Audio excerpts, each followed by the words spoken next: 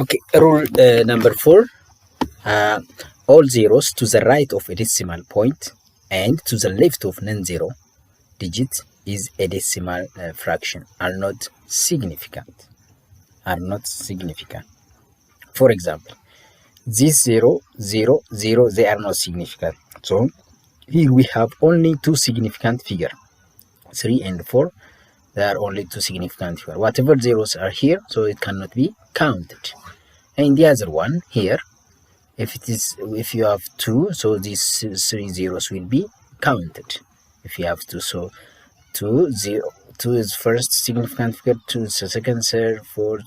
Totally, we have 6 significant figures. So it's also to be noted that 0 conventionally placed to the left of a decimal point is not significant.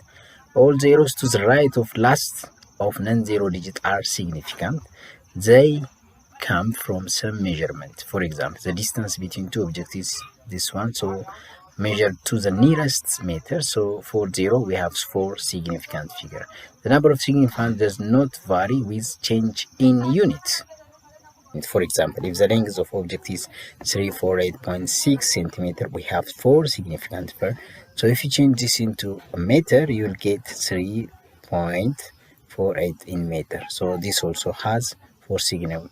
Whatever the change is here, centimeter to meter, so the number of significant figure is constant. In whole number, all zeros to the right of last non-zero number are not significant. For example, here we have only 1 significant figure, but there are cases that need to be considered. Okay, so having this in mind, so 1.3 vectors, composition and resolution. So in physics, physical quantities are classified into 2 categories. First one is scalar, which has only magnitude, vector, which has magnitude plus direction. A vector quantity has both magnitude and direction. A scalar has only magnitude, but there is no direction associated with scalar quantity. So here is the difference between scalar quantity and vector quantity. Scalar quantities has only magnitude but no direction, but vector quantities has both magnitude and direction. Okay, so these are some of the example regarding the difference between scalar quantity and vector quantity. So when you come to here, for example, we have length, mass, energy is an example of scalar. You can state so many things like speed, distance, blah blah will be included under scalar quantity, but vector quantity, displacement, velocity, force, acceleration, momentum, all these are included under vector quantity. Okay, scalar quantity cannot be resolved as it has exactly the same value regardless of direction, but vector can be resolved in any direction using sine, cosine, and so on. So in vector we can find the x component, y component, blah blah. And that is the difference. So any change in scalar quantity is a reflection of change in magnitude, but any change in vector quantity can be a reflection of either change in direction. Here you can see either change in direction or change in magnitude or change in both. Okay, now let's proceed to 1.31, which is vector representation. There are 2 representation here. The first one is the representation of the method is algebraic method. The second method is geometric method. So in this one, vector are represented algebraically by a letter or symbol like A, B, P, momentum, V for velocity, F for force, F with arrow for force, blah blah, with an arrow over its head. For example, for momentum we have P and arrow on its head. For velocity we have V, then arrow on its head. So that is algebraic method. And the magnitude of vector is positive scalar and written as like this. This is for finding a representation of the magnitude, or you can like the bold one is a vector and this one is scalar. Okay, so bold with this algebraically. The second one is geometric method. When dealing with vectors, it is often used to draw picture line. So with using these lines, it is possible to represent a vector. So the length of the line, for example, for displacement, the length of the line may be the magnitude of a given vector. Here is how it is done. Vectors are nothing but straight arrow drawn from one point to another point. Zero vector is just a vector of zero length, or it is a point, or it's zero vector means a vector of zero length. It's a vector, but the length is zero, so it's considered to be a point. So length of vector is the magnitude of vectors. So the longer the arrow, the bigger the magnitude. For example, for distance, if you have an arrow, then the length of the arrow indicates the magnitude. So the longer this arrow, which means that the larger the magnitude. So it is assumed that vectors can be parallel transported around if you attach beginning of vector A to end of vector B in order to find the resultant of the two vector like vector A and vector B. So we start from the tail and then goes to the head of this vector A. Then the tail of B will be connected to the head of A. Then finally the resultant vector is connected to tail and head to head. If you have another vector, vector C, therefore the head of A will be connected to the tail of B, and the head of B will be connected to the tail of C, and finally head to tail, the arrow which connects tail to tail and head to head will be represented the resultant vector. The resultant vector represents sum of vector A plus the sum of vector B plus the sum of vector C. Okay, here is an example for vector addition. A single vector that is obtained by adding two or more vectors is called a resultant vector. A resultant vector represents the final result of the sum of so many vectors. For example, here we have resultant vector, which is this vector, single vector, which is a representation of the sum of vector A plus vector B plus vector C plus vector D. So this is all these are a representation geometric method for vector addition. So here, which is shown by a blue line, which is R, is the sum of vector A. This is vector A, and the tail of vector B connected to the head of vector A, and the tail of vector C connected to the head. So head to tail connection is here, and finally the resultant vector tail to tail, the tail of A connected to the resultant, and the final vector, which is the head C, the head of this connected to head. So we have tail to tail and head to head connection, and finally we get the result. Just like this, here we have also vector A, vector B, vector C, and vector D. For example, if you are asked to find the sum of vector A and vector B, this will be the resultant. The tail of A and the resultant, this one will be connected to head to tail. And finally, this line indicates that and it's the resultant of vector A plus vector B. But if you have another vector C here, another additional vector, so if you are asked to find the sum of vector A, vector B, and vector C, so you start from here and then goes to the head of C. So the resultant vector head connected to the head of C. Then finally, this line, which is shown by green line, which is A plus B plus C. So if you have also another additional D, so finally it becomes A plus B plus C plus D, which is this one, A plus B plus C plus D. So in general, these vectors, so we start from the resultant, finally we get this. So we start here, then we get this resultant, or the this resultant vector is equal to this vector plus D. This green vector plus D is equal to the resultant vector. Okay, this is also the same example, just like the first one. So we have A plus B or B plus B is possible. So the second one is parallelogram of vector addition. So we have to use a parallelogram law, states that the resultant of two vector A and B is the diagonal of parallelogram. The diagonal of a parallelogram indicates the resultant for which two vectors A and B become adjacent side of this parallelogram. All three vectors A, B, and R are concurrent as shown in the figure below. Here is shown. This is vector A and this is vector B. The resultant is always taken to be the diagonal of this parallelogram. This is a parallelogram, as you can see. This is a parallelogram, So the diagonal of parallelogram is in this direction, and this is vector A, representation of vector A, and this is the geometrical representation of vector B. Then all of them are concurrent. They join at a single point. Vector A, vector B, and vector R are connected at a single point. So the magnitude of diagonal resultant vector is obtained using cosine law.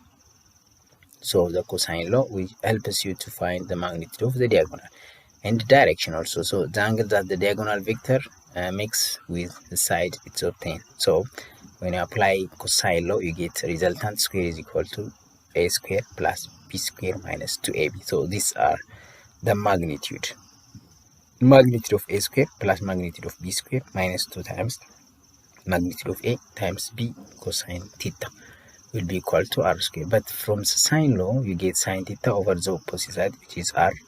Theta opposite to theta is we get r. Opposite to alpha we get a. Opposite to beta we get b. Therefore sine theta opposite is r. Sine theta over r. Sine theta over r. Sine alpha over a. Sine alpha over a. Sine beta over b. Sine beta opposite side is b. Sine beta over b. So this is called the sine law. Okay, the other one is components of vector. The other one is components of vector. We have x component and y component. The x component, which is ax, the y component, which is represented by ay. So a is equal to ax plus ay. So one is the x component, the other is the y component. So the x component is equal to this magnitude of a, vector a, cosine theta is equal to x. Ax is a cos theta. The y component, this y component is equal to the magnitude of a times sine theta. This is the y component, or this one is the y component. So a times sine theta, magnitude of a times sine theta is equal to the y component. So a y component is equal to magnitude of a times sine theta. Or in general, cos theta means adjacent over hypotenuse. Cos theta is adjacent. Cos theta means for this triangle, cos theta is adjacent over hypotenuse. This is the hypotenuse and this is adjacent to this theta. Therefore, cos theta means ax over a. Cos theta is ax. So multiply both sides by a, you will get ax is equal to a cos theta. And sine theta means opposite this side over a. So this side is ay and this one is a. So ay over a times a, multiply both sides by a, you will get ay is equal to a sine theta. So these are the x component and the y component of a. So the components x, ay can be added to give back a. So vector is ax plus ay. So in general, this vector is ax in the I plus ay in the j. You will get this vector. That is how we get the components. Okay, so in order to find the magnitude of vector a, so we get the x component square plus magnitude of the y component square under square root will give you the magnitude of a. Similarly, any three-dimensional vector a, let's say one is in the x-axis, the other is in the y-axis, the other is in the z-axis, just like this one. This is three-dimensional. For this vector, we have a component in the x, we can have a component in the y, we can have a component in the z. So that can be represented by vector a is equal to ax, ay, and az. So the magnitude of this vector is under square root of ax square, ay square, az square. Now let's apply cos theta for each of them. For example, the angle between this vector and y is represented by theta y. The angle between this vector and x is represented by theta x. The angle between this vector and z is represented by theta z. Therefore, cos theta x, this one, is always equal to the x component divided by the magnitude of this vector a, ax. Therefore, multiply by a, both side by a, you will get ax is equal to a times cos theta x. The x component is a times cos theta x will be the x component. And if you are also interested to find the angle theta x, so it is cos inverse of this value x over a. The other one is cos theta y is equal to the y component divided by a. This cos theta y is the y component ay divided by this, because it will make 90 degree here it will make here 90 degrees. So you get the y component, then this is the hypotenuse, so it will be ay over a. So ay is equal to, multiply by a, you will get a times cos theta y. Ay is equal to a times cos theta y. So if you are interested to get the theta y, it is cos inverse of this value, which is ay over a. So we apply the same thing for cos theta z, which is az over a. Az is equal to a times cos theta z, theta y is equal to cos inverse of az over a. Okay, so 1.4, which is unit vector. As the name suggests, a unit vector has unitary magnitude and has specified direction and has no dimensional, which is dimensionless, and the magnitude of a unit vector is 1. Any unit vector, the magnitude of any unit vector is always 1. As an example, we can write a where this is the unit vector. So if you have the unit vector A can be written as, this is a vector A, the magnitude of that vector multiplied by the unit vector.